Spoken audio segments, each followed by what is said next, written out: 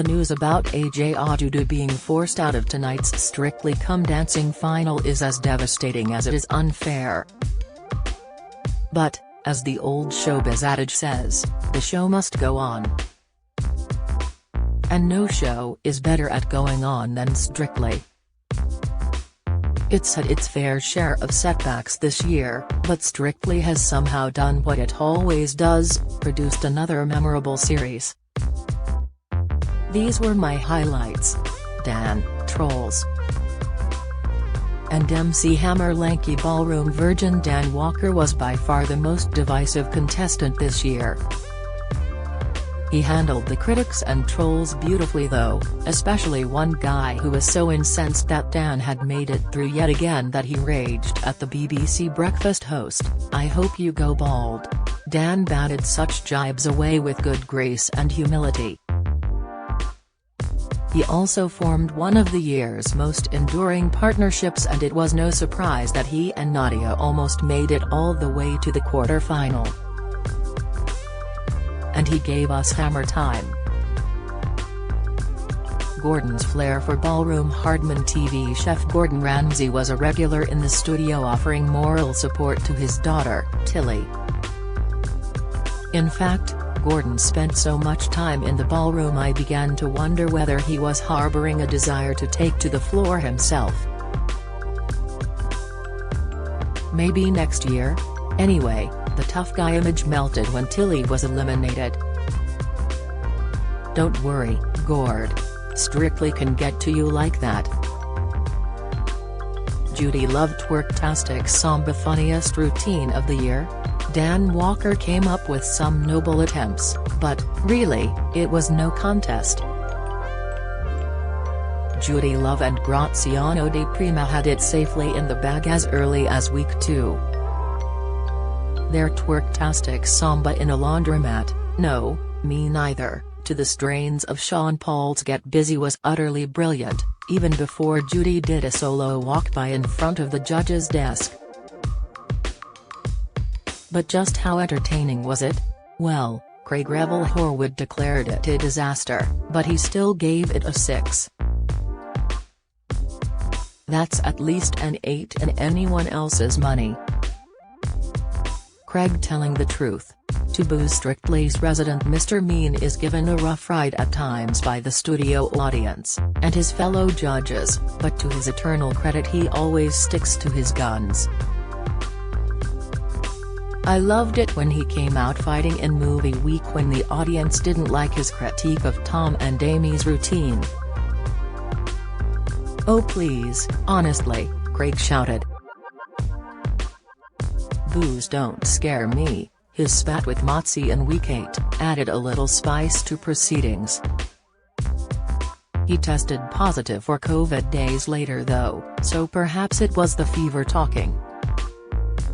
Nina has a pop at the judges, as the old saying goes, no one likes a bad loser.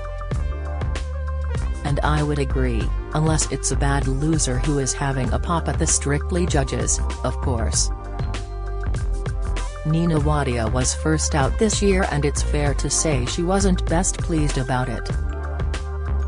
Taking exception to Craig's low scores in particular, Nina said, "If you have a competition, have a level playing field. Give everybody a chance." "The way I was marked down, it was shocking, actually shocking." "Yeah, Craig. I hope you're proud of yourself."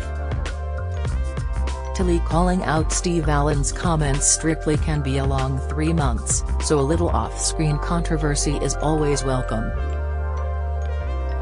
The sparks flew when a local radio DJ called Steve Allen made some unkind remarks about Tilly Ramsay's weight, calling her a chubby little thing.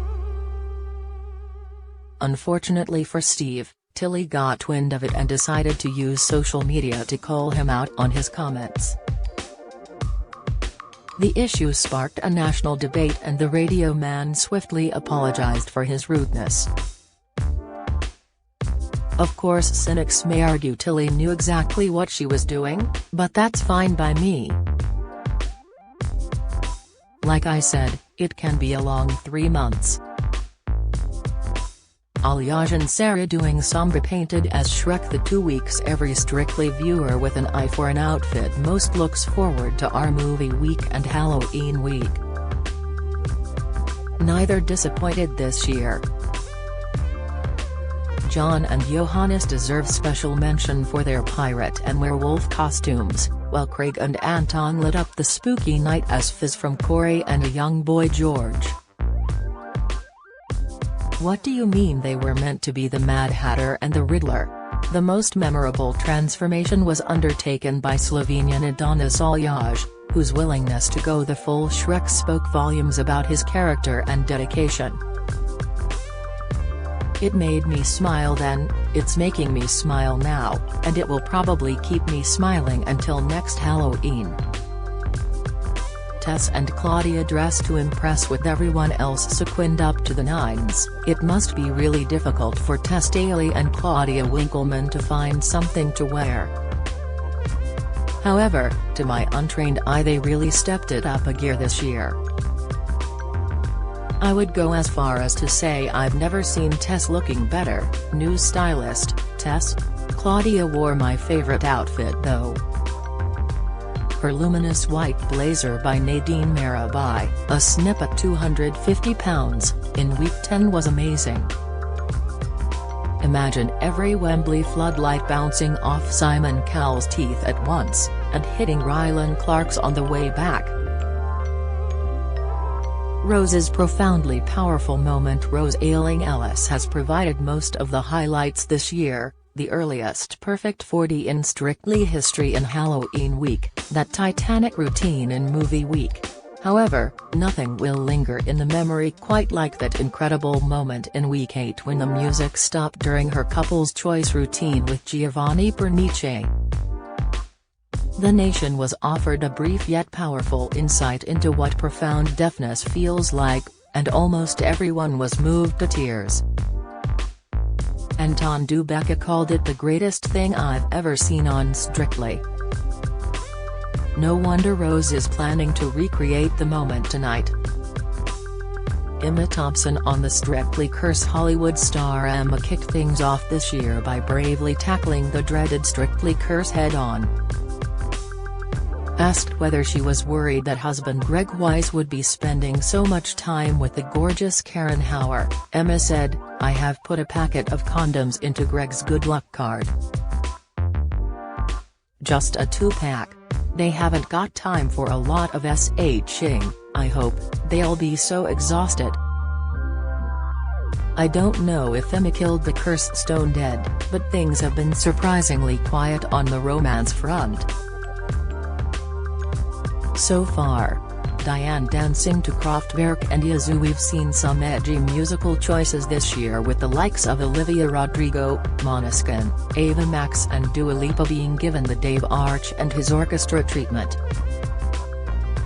The music that pleased me most was the soundtrack to that futuristic pro dance in week 10. Absolute synth bangers from Kraftwerk and Yazoo provided the backdrop to a stunning routine in which Diane Buswell took the lead as some kind of crazy scientist. I'm telling you, there's a West End musical right there. Guest judge Cynthia Erivo. When first Motzi and then Craig had to stay away for COVID reasons, the producers had a tough call to make. Should they try winging it on Zoom? Get Bruno Tonioli on a satellite phone from LA? Not a bit of it. They went out and booked Tony, Emmy and Grammy-winning musicals legend Cynthia Erivo, who was rather taken with Rose and Giovanni Frozen-inspired Quick Step. What a booking she turned out to be. I'm sure her main intention wasn't to let the other judges know it was time to raise their games. I'd like to think that's the message they got though. Do you have a story to sell? Get in touch with us at webcelebs@trinitymirror.com or call us direct 0207 29 33 033.